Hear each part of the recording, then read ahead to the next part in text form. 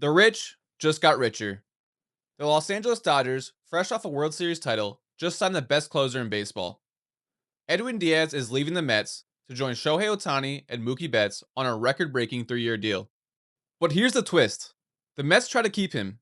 They made a competitive offer, and they told him they had wiggle room to go higher. He left anyway.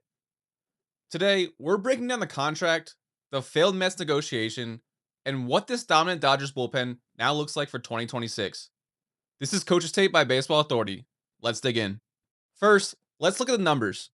Edwin Díaz and the Dodgers agreed to a 3-year, $69 million contract. That's an average annual value of $23 million per year, setting a new MLB record for a relief pitcher.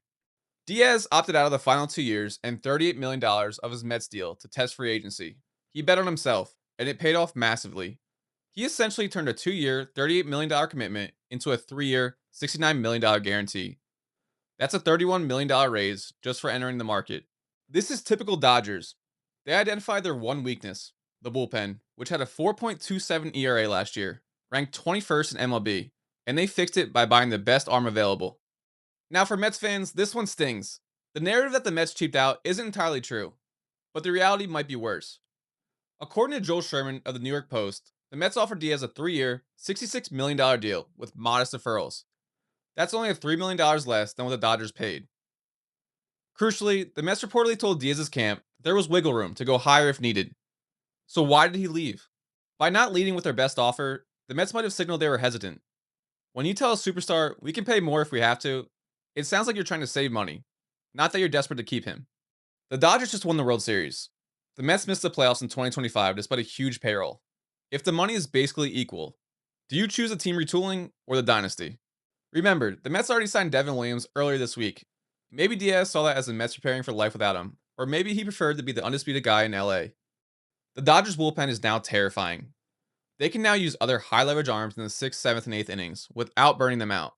They turn their biggest weakness into a massive strength. This is exactly what they did with Teoscar Hernandez and Tyler Glasnow last year. Identify the hole and fill it with a star.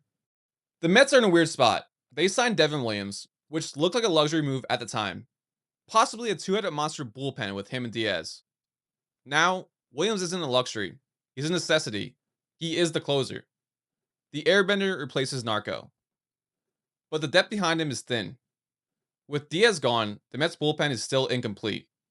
They need to pivot to the next tier of relievers because relying solely on Williams to replace Diaz is risky. Edwin Díaz is a Dodger. The trumpets are moving to Hollywood. And the Dodgers have reminded everyone that they play by a different set of rules than the rest of baseball. That's the story. That's Coach's Tape. If you enjoyed this breakdown, smash that subscribe button. Drop a comment below. Did the Mets mess this one up? Or did Diaz want to be a Dodger? Grab your gear at baseballauthority.com. We'll see you next time.